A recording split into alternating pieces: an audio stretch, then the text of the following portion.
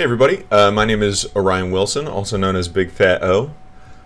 Doing my first video for Turn 1 Mystic. Gonna do a Gauntlet run here, kind of run through it for folks who might be kind of new to the Gauntlet. Just cover a lot of fundamentals and kind of go over what you want to think about when you're drafting, when you're playing, and we'll just play our way through a whole one. Hopefully we can do pretty well. So the first thing that you see, you pay your 150 gold when you click on the Gauntlet, and you're presented with these three factions. There are 6 factions in Duelyst, obviously, and you get to choose between a randomly selected 3 of those 6. Here we've got Magmar, Lionar, or Songhai. My favorite is Songhai, but if you're just getting started, they're a little bit complicated. So maybe we'll go with one of these two.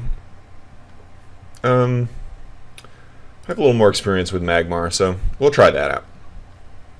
Alright, so our first choice here is between 3 epics. 3 epic cards. That's this little purple thing right here. Twilight Sorcerer is a decent minion, but it's better in other factions because it, like the Magmar Bloodborne spell. So first of all, we're almost certainly going to be Vath, which is the Bloodborne spell where you can give your general +1 attack. Artifact Hunter is kind of weak. Oh yeah, so what I was going to say is a 3/6 for 5 is not great, but a 3/6 for 5 that draws you a spell is pretty strong. But the problem is if you just, like, once you get to the point where this is your attack on your general is like already 4, so adding an extra 1 attack to your general is not great, whereas something like, say, Kara Winterblade, where you could get to deal 2 damage to the opposing general and other minions in the lane, can be especially powerful because, like, you can catch them when they're not expecting it, that kind of thing. Artifact Hunter is good if you have an artifact in your deck. The artifact for Magmar that you're most likely to have is a +4 attack 4 cost artifact, which is not great. And then there's Fractal Replication. This is a good card if you can get it off. It's a little awkward because, you need to have a decent minion in play, but even 6 mana for, like, say, 2/3 drops is pretty good. And if you're ever copying, like, a quality 4 drop with this, then it's really good. But it's just kind of swingy. I think I'm going to take this just because I think these other 2 cards are kind of weak. Maybe Twilight Sorcerer is the pick. This is, like, a little more conservative, whereas this card leads to more blowouts, but is also kind of dead. But I think that I'm willing to take Fractal Replication because if it's bad, you can always replace it. A lot of the time, and other times, it's really, really good. So we'll go with that. Here we have the choice between a cheap battle pet. If you've never played with battle pets, they work on their own. You can't control them. There are a lot of ways that you can kind of sculpt what you would like them to do. However, they move independently. Serpenti is not very good. A 7/4 is okay, but 6 mana is a lot. You can get a lot more than this for 6 mana. 7/4 Frenzy is fine, but your opponent has a turn to kill it, and because it only has 4 toughness by that stage of the game, like turn 5 or 6 when it actually comes into play, it's a little hard to do. Something that is important to know about Duelyst is that I feel that the difference between 5 mana and 6 mana is really big, because 5 mana you can play on turn 2 on the draw most of the time, or turn 3 on the play, whereas 6 mana comes out much, much later in the game because, like, it's just hard to ramp to 6 because usually the mana springs are gone by that time. Anyway, Razor Skin is actually a pretty good card in a low curve deck. It essentially replaces itself. It puts a battle pet in your hand, but if you get a bad one, you can always replace it. And then there's Rex. Rex is okay, but I think I'm just going to take this Razor Skin. It's pretty flexible. Like, if you play a 2/3 on your first turn and they play a 2/3 and then you play this and kill their guy and still have a 2/1 left over, that's really good. Here I think this is a pretty easy Blood Tier Alchemist. Bloodletter is okay. There are some combos with this guy. If you can boost his power or have a way to move him around, then you can sometimes just one-shot your opponent pretty easily. Sorry, just trying to stay hydrated while we do this. Blood Tier Alchemist is very good for just 1 mana.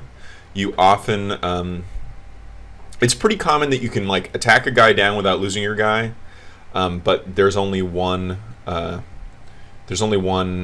toughness left on the guy, or 1 health left on the guy, and Blood Tier Alchemist finishes him off. And then of course stuff like Phalanxar is,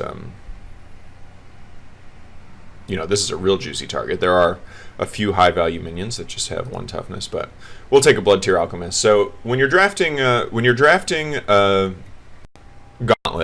you want to make sure your deck has a nice curve. So this is kind of represented down here. So you want, you don't need 1-drops, but maybe a couple of 1-drops are nice. Helps you play two cards in a turn a lot of the time, which is a pretty powerful thing. You want a decent number of 2-drops. Generally, at least 7 or 8, I think, is ideal.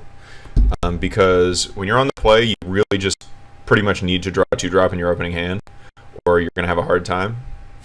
So 7 or 8 2-drops guarantees that you have a 2-drop like really, really regularly. So here we have a choice between Lightbender, Eggmorph, and Adjudicator. Adjudicator is a 3/1 that lowers the cost of all spells in your action bar by 1. This card is not very good. Decks are generally not playing enough spells where you get a significant bonus out of this card's activated ability, and just a 3/1 for 3 is not very good.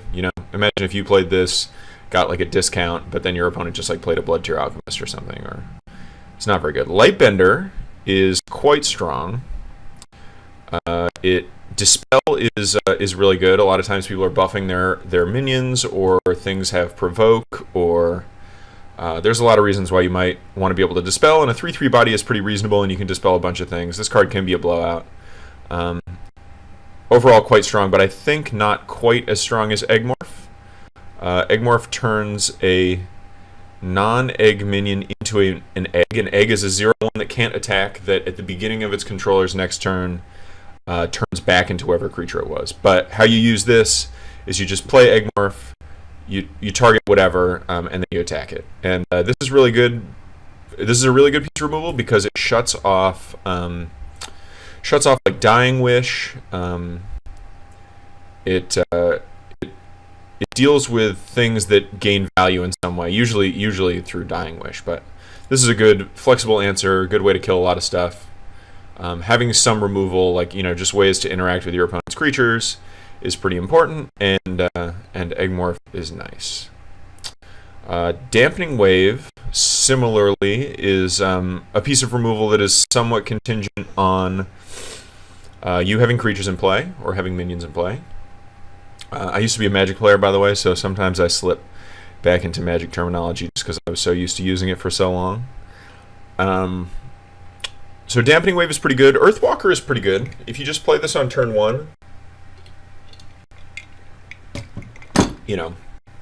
when you're on the draw, a 4/4 for 3 is very good. And, we already have some situational cards. I do really like Dampening Wave, though. I do really like having 1. It definitely leads to some really nice tempo, where like you play a minion, they play a minion, you like Dampening Wave and kill their minion, and then play another minion, and then you're essentially a full turn ahead. And just because this is a free way, this essentially says like prevent the next 3 damage to target minion or something like that. So I think I'm going to take that. I mean, one of the things that I don't love is having like all spells right off the bat, because now you need to have, out of your 30 cards, you should have probably at least 22, 23 minions most of the time. So now, like, if I have the choice between a pretty good minion and a pretty bad spell, like, I'm pretty sure I'm just going to take the minion, or like, excuse me, if I have a choice between a good spell and a slightly less good minion, I'm going to be kind of pigeonholed into preferring minions because I started out with so many spells. But that's okay. Here, Dance of Dreams, I didn't talk about this last time we saw it. It's okay. I mean, it almost always cycles which isn't that bad. And if you ever are gonna have a turn where you just trade a lot, or you want to throw away guys to deal damage to your opponent, just go face. This card can be okay, but it's a little situational, and especially kind of like what I was talking about. You only get so many spell slots in your deck because once you have a handful of spells, sometimes if you just miss a drop in Duelyst, it's very punishing. Like if you miss a play for a turn that's proactive, it can be pretty punishing. So you don't want to have a deck that's full of stuff like this that's situationally powerful, but ultimately pretty situational. So here we have the choice between Young Flamewing and Thorn Needler, two very similar cards. They both cost 4. This one's a 5/4, this one's a 6/4, but this one has flying, and I think that flying edges out the extra point of power in this case, so I will take Young Flamewing. Flying means that your minions can move anywhere on the battlefield, and or anywhere on the grid, and attack, and they can just move wherever they want every turn, which is a pretty powerful ability. This card is not great. I mean, 4 toughness, generally, like a good litmus test is that cards that cost 2 that have 3 toughness tend to be pretty good, or cards that cost 2 or less, and then cards that cost 3 or 4, cards that have 3 that cost 3 that have 4 toughness are pretty good, and cards that cost 4 that have 5 toughness are pretty good. Those are like the desirable toughnesses in my mind, because it makes it much harder to just trade for those cards with one card that costs the same amount of mana. But I won't go into that too much. But generally, I look for 4-drops that have 5 or more toughness. You know, something like a Blood Tear Alchemist that has a come into play ability is obviously good. But anyway, I won't go too much into that. Here we've got a Fireblazer, which is a nice provoker. Just a big card. Provoke prevents your opponents from moving, and it makes it so they have to kill this before they can kill their other stuff. So this card is pretty chunky and overall nice. Golden Mantella is a strong card. It's a 4/2 for 3, which can trade with a lot of stuff. It kind of stinks that that this card, so things with 2 toughness can get killed by generals, which is the big difference between 2 and 3 toughness. But this one draws you a card, so dealing your opponent 4 damage, using their attack, and putting a battle pet in your hand is pretty good. Although I think in this case, unless it was for curve considerations, I think Fireblazer is a little more powerful than Golden Mantella. Although these two cards are relatively close, and 5-drops tend to be pretty replaceable just because you don't want too many of them. And here we have Emu, which is a mediocre 2-drop. I don't think I'll be taking it. Battle pets are fine, but it's a pretty significant drawback. And this one is a relatively weak turn 1 play because you can't use it to take the mana tiles if you're on the play. So overall, I think I'd rather take one of these 2 cards. And it's early enough in the draft where I'm not panicking about having too many cheap cards. So I think that I'm going to take Fireblazer. I think it's just a more powerful card than Golden Mantella. This card is definitely a beast. And one of the things with Magmar, one of the reasons that I chose it is it's generally relatively straightforward. It's you kind of just want to take minions that have good stats for their cost. You want to have removal. You want to have provokers. Provokers are particularly important with Vath because his attack is so high that your opponents are very often just going to want to run away from you sort of towards the end of the game. So stuff like Fireblazer that can keep them in place so you get a turn to walk up to them and hit them with your general who has a ton of attack is very good. Here, Piercing Mantis and Skyrock Golem are pretty mediocre 2-drops. Skyrock Golem is better than Piercing Mantis. A 2/2 for 2 that doesn't do anything when it comes into play is just not that good. It just dies to a general attack. I mean, you'll take it if you really need 2-drops, but it's not great. It doesn't trade with the good 2-drops that have 3 toughness. Skyrock Golem at least can trade with stuff like Healing Mystic, Rust Crawler, Primus Fist, Azurite Line out of Lionar, those kind of things. But again, having 2 toughness is kind of a strike, and Blood Tear Alchemist is very good. When you have a card like Razor Skin, being able to have a lot of minions in play is good. And so now we're kind of getting to the point where we're starting to get a sense of some of the synergies that might be coming up in our deck. So you got to think about what your deck wants to do, and the more cards you have, the more defined your sort of archetype is going to be. So the first thing you know is who your general is. So I'm kind of making decisions based on who my general is, and then sort of sculpting it from there. So now we have, a couple good pieces of removal, but the two cards to me that really stand out as build arounds are Fractal Replication, which I didn't really mention this before, but you do have to make sure that you have some minions that are big enough where it's worth copying them. And so something like a Fireblazer that's kind of sticky, and sticky is the word meaning that it often tends to live for a turn. Then if you make 2 more Fireblazers, your opponent's really going to have a problem. Even something like Blood Tier Alchemist that has, excuse me, this does not trigger opening gambit thing, so forget about that. I always forget that. But here we're going to take Blood Tier Alchemist. It's a good cheap spell. It's one cheaper than either of these, and it's just a better card. Like, the difference between a 2/1 and a 2/2 is pretty small, and getting this free 1 damage and getting a mana discount is really good. And then so Razor Skin, because it gives all of your minions +1 attack. You then you want to have just a lot of minions in play. So having something like Blood Tier Alchemist, where say on the first turn I could go like play a 2-drop, and then on the second turn I do something like play a 3-drop and a Blood Tier Alchemist. Then I have 3 minions in play, and then I Razor Skin. And this card for 1 mana is giving me 3 extra attack and putting a Battle Pet in my hand. That's very good. Whereas if I only have one minion in play, and something like a Blood Tier Alchemist going from a 2/1 to a 3/1 is a big deal, but something like a Fireblazer going from a 5/5 to a 6/5 is a little less of a big deal. Obviously it is a bonus, but Razor Skin wants you to have kind of small minions. So while you're drafting Gauntlet, my point is that you want to be looking at your synergies and kind of trying to favor slightly cards that go well with the cards you already have, and try to sculpt your deck in sort of a specific direction. That said, here's a good example of something that I'm talking about, where Alcuin Loremaster. I'll start on the left. So Aether Master is okay. It's a 2-drop. It's not that good. Because it only has 1 power. I mean, 1/3 is okay, and replacing multiple times is good. But you generally only want this card if you have something like, there's a card called White Widow. It's a 3/4 that whenever you replace a card, it deals 2 damage to a random enemy. If you're lucky enough to get something like an Inquisitor Kron, that's a 4/4 that makes a 2/2 every time you replace. So there are some cards that just give you bonuses when you replace. So if you're getting value out of the Aether Master, it can be good, but otherwise it's usually a little understated. 2/3 is really the magic number. Although I guess 2/2 and 1/3 are relatively similar, because they both are going to do 2 damage before they die most of the time. So that's fine. Here, Golden Justicar is pretty similar to Fireblazer. 4/6 is a little better than 5/5 as far as stats go. Once you get power above 3 or 4, more toughness tends to be pretty good, because it just means more attacks before the thing goes away. And especially on a Provoker, the extra point of defense is pretty good.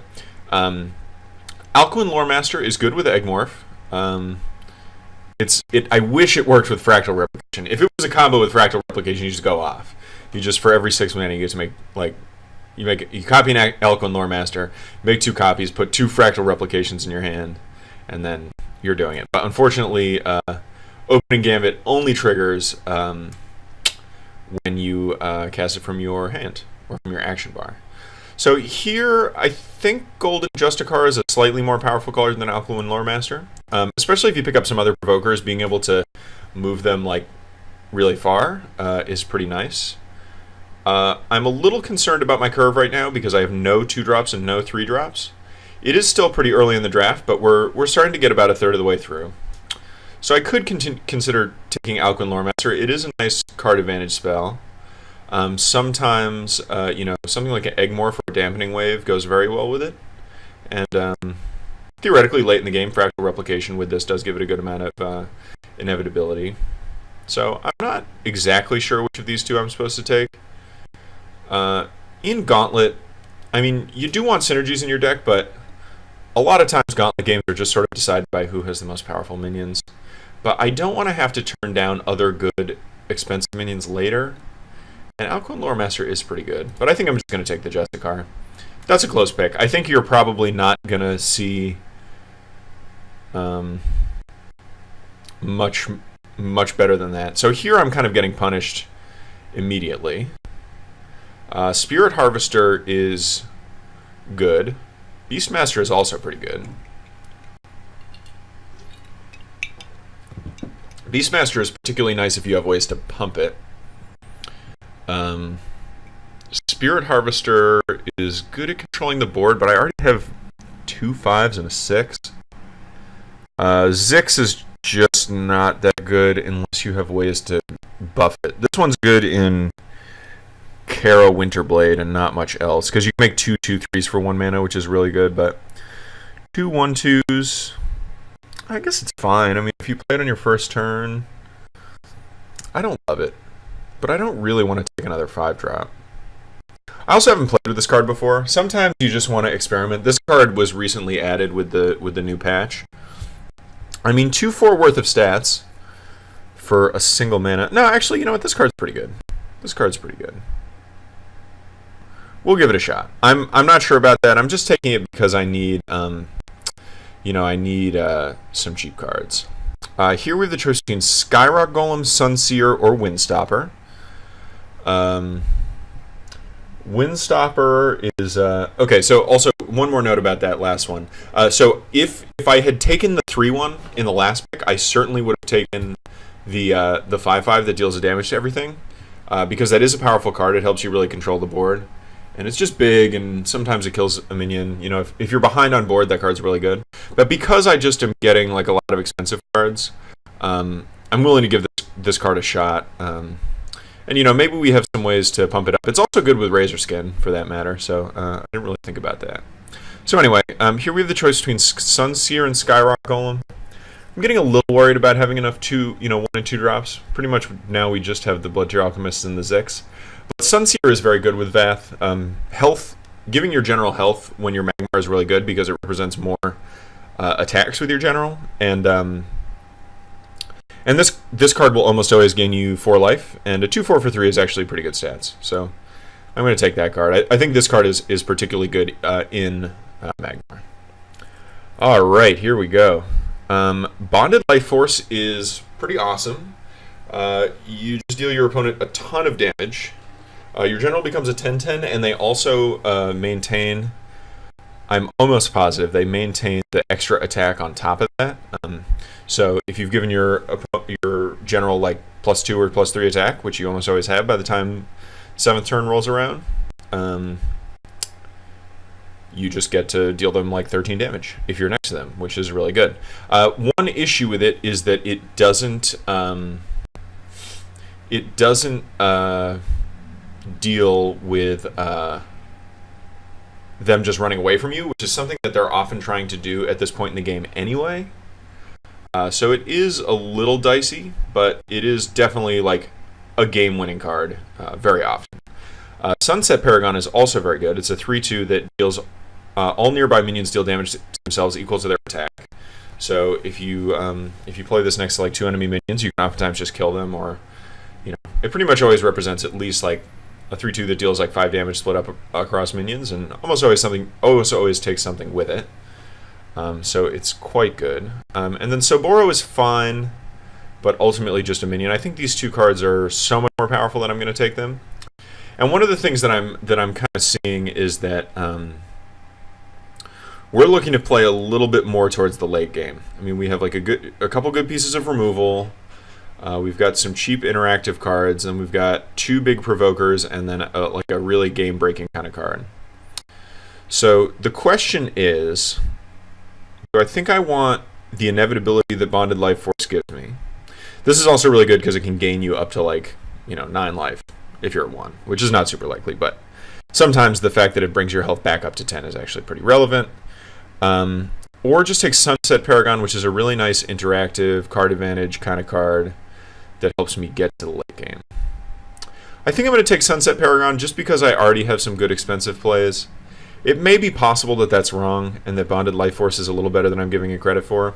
But in the situation where your opponent has a lot of minions and they're running away from you anyway, which is something that you do run into quite a bit with Vath, I think that being able to have this piece of interaction as opposed to having a finisher, which I kind of already have, is a little less important. Okay, here. So Hailstone Golem, this is kind of what I was talking about before. A 4/6 is much better than a 6/4. Just because this one is really hard to clear, and it can deal a lot of damage, whereas this is like good at trading for things that are more expensive with it, but also tends to be cleared out pretty much more easily. So Hailstone Golem, much better card than Thorn Needler. Rock Pulverizer is fine. It's a pretty good 2-drop. It's a nice provoker. We have a minor synergy with Golden Justicar, also good with Razor Skin, because a 2/4 is much better than a 1/4. Having high toughness makes boosting your power much better because you get more attacks out of minions with high toughness. I think for curve considerations, because I currently have no 2-drops and these 3 1-drops, but that's it. I think I'm just going to take this Rock Pulverizer. If we had more 2-drops, I would be taking the 4/6 because I think it's a pretty powerful card. But for instance, here we have Primus Shieldmaster. Saber-Spine Tiger is also quite a good card, but I think the Primus Shieldmaster is more powerful. Again, we're just, at this point, because it looks like we're going to have some pretty good late game, we have a lot of Provokers already, which are something you want in the control deck. We are sort of building like more of a deck concentrated on surviving to the mid to late game, and then going over the top of our opponents. So Primus Shieldmaster does that pretty well. Saber-Spine Tiger is a 3/2 with Rush. It's essentially a piece of removal. You can use it to deal 3 damage to your opponent, which actually can be good late in the game. It's also particularly good with some other generals that have the ability to buff the stats. So like Kara Winterblade makes this a 4/3, or Argion, the Lionheart general, can make it a 5/2, and that's really good for clearing minions out of the way unexpectedly. Wings of Mechazor is a 1/4 with airdrop. This card is like marginally playable, but overall relatively underpowered. But here we're going to take Primus Shieldmaster, a very powerful card, and because again, like now you're kind of seeing the benefit of having taken Rock Pulverizer, which is that now, or just in general, having taken cheaper cards earlier, we're able to take more powerful cards later, or more powerful cheap cards later as well. It just gives you more flexibility. Whereas if you have a lot of expensive cards early on, you're really locked into taking cheap cards later, so it's not great. Here we have the choice between Lava Lance. Deals 2 damage to a minion for 1 mana, which is a relatively good rate. Excuse me. And if you have an egg, it deals 4 damage. We currently don't have any ways to get eggs, but we're definitely going to be looking to pick up young Slithars and whatnot. Wild Inceptor hatches a friendly egg. This card is pretty bad. It's just pretty situational, and a 3/3 for 4 that doesn't do anything is a little bit below the curve. Grimrock is strong, but I think I'm just going to take Lava Lance. It's a cheap piece of interaction, and we've got some nice kind of expensive minions already. Ooh, here we go. Plasma Storm. Destroy all minions with 3 or less attack. We have some minions with 3 or less attack, but we also have some bigger minions. And if your opponent's trying to like build up a big board to get around one of your big provokers, this card can be quite nice. Grimrock and Colossus are both fine. Colossus is a nice finisher for control deck. You kind of play it out of the way, and then interact with them for a few turns, and then it's just like a 9/15 or whatever, or like a 9/13. No, 9/16. Final answer. And it has 7 toughness, so it's pretty hard to clear. But I think I'm just going to take Plasma Storm. This is a nice card. It's a nice way to get some card advantage and do that.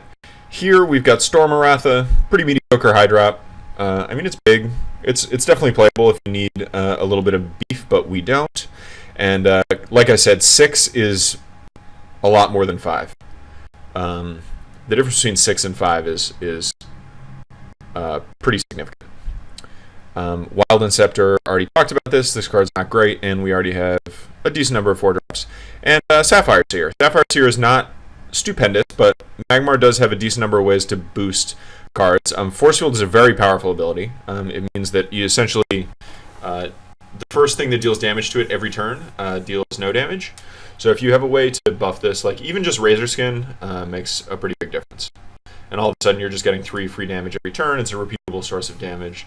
This card is a little small, but it's kind of better than it looks. Alright, so here we have the choice between Grimrock, Sun Elemental, or another Lava Lance.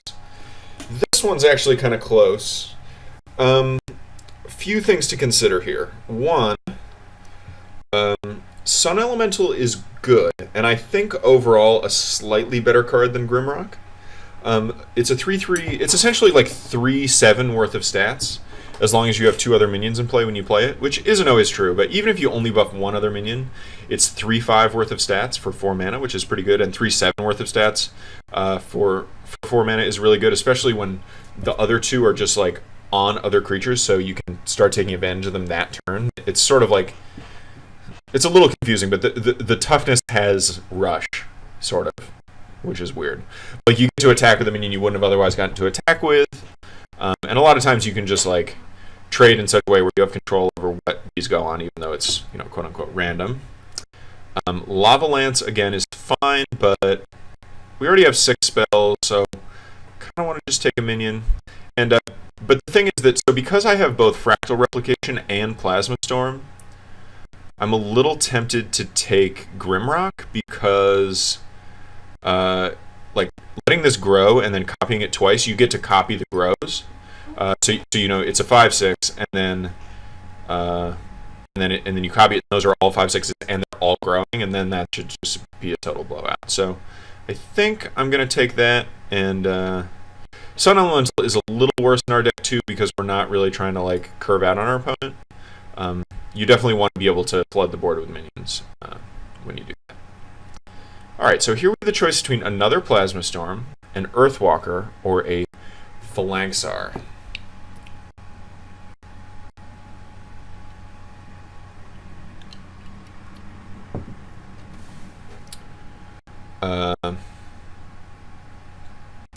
Two-drop is good, and we do need more 2-drops.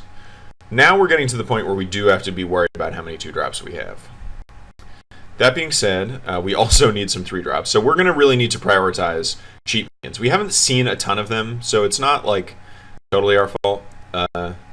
And I think I stand by the picks that I made. I don't think I would have done anything differently. We haven't really seen any premium Magmar or even like premium 2-drops at all.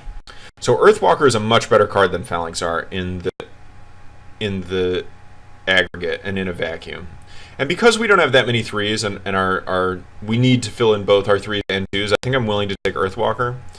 I don't want another Plasma Storm just because it's kind of expensive.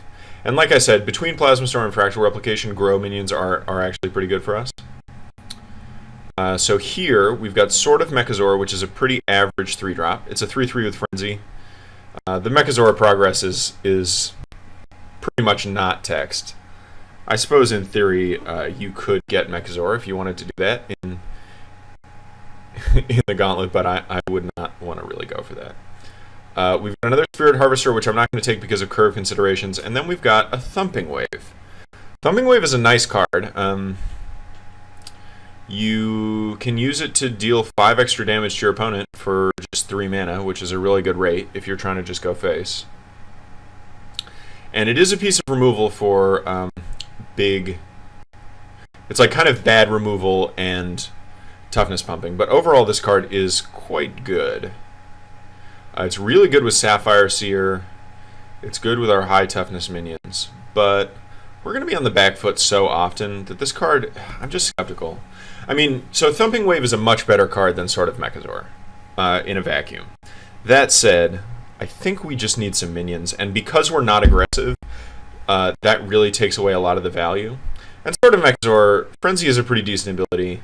I don't love that pick, and it is possible that I am wrong.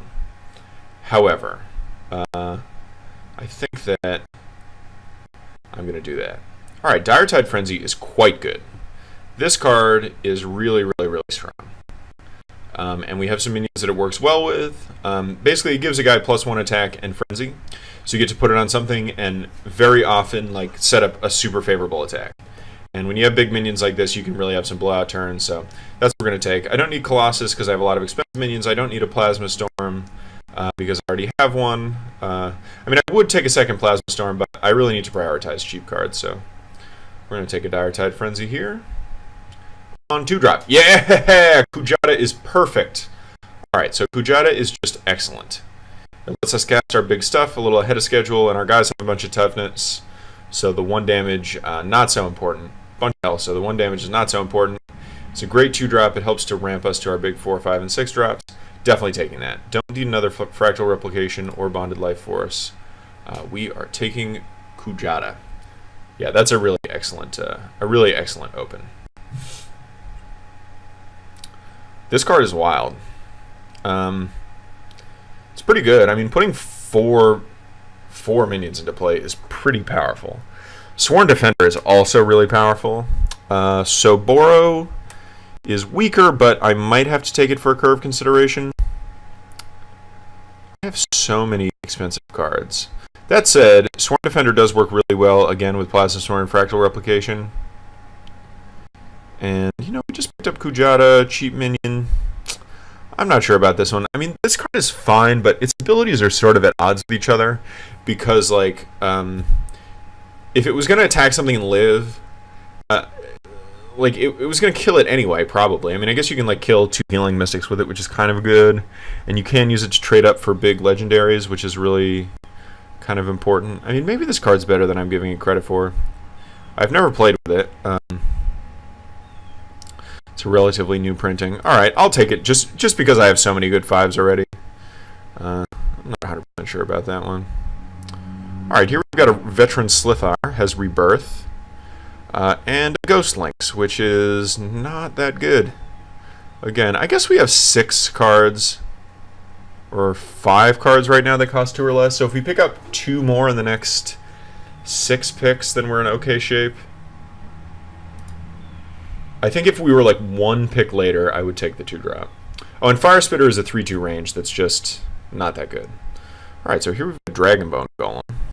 Really just don't want another expensive card. I think I'm just going to take another one of these spells. Dampening Wave is okay in my deck. It helps me really make up the tempo that I'm going to be losing. Dire Tide Frenzy is fine, but I don't think I want to play 2 of those. I think I'm just going to play the Dampening Wave. This card can really help to catch you up when, like, they thought you were going to have to trade and then you don't. Well, not seeing it. Guess I'm going to take another Grimrock, just because now I have 8 spells, and this draft is a little weird. It's pretty unusual that you just don't see, like, good 2-drops like this. Tremor is just not that good. I mean, Stunning Minions is fine, but whatever. Animantic Claws is okay, but really not what we want, and I really don't want Wild and Scepter. I mean, it does literally almost nothing in my deck. I guess I'm just going to take the Claws. It's not a great card, but... Alright, really need a 2-drop here. Really need a 2-drop. Alright, I'll take a 3-drop. Give me a 2-drop. Give me a 2-drop. Alright, this kind of counts. Oh, no. We're just going to take Ephemeral Shroud. Natural Selection is fine, but Ephemeral Shroud is a great 2-drop. A Dispel is really good. You don't always feel too bad just playing it on turn 1 to try to ramp your mana with the mana tiles, and this is exactly what we need. It's an early play. It's interaction. It's like exactly what our deck wants. All right. So here we've got Elucidator, Spirit Harvester, or Mandrake. Mandrake is much better if you have a lot of cheap cards, but I think that I'm still going to take it because I really don't want Elucidator. Elucidator is almost the worst card for my deck. Spirit Harvester is not great, and then this way at least I can have some explosive turns to really turn the corner in the late game. Maybe I'd rather have Spirit Harvester, but I think I'll take Mandrake. Mandrake's kind of like really sick with Fractal Replication late in the game. All right, and we'll take Vath. Okay, sorry. So I just paused it to see. So what I like to do, and this is a really good thing to do when you're first starting out, especially, is I'm going to take a screenshot of my deck. So I'm going to take it from here. Just remember that I have some cheap cards. There's a Lava Lance, a Razor Skin hidden. So we have a screenshot of the deck. And so this way, when we're in the middle of a match and we're thinking about what we want to do, when we're thinking about what we want to, how we want to play, what's left in our deck, what we're trying to draw, we can refer to our list, which is going to be really helpful. So we're going to fire up our first match.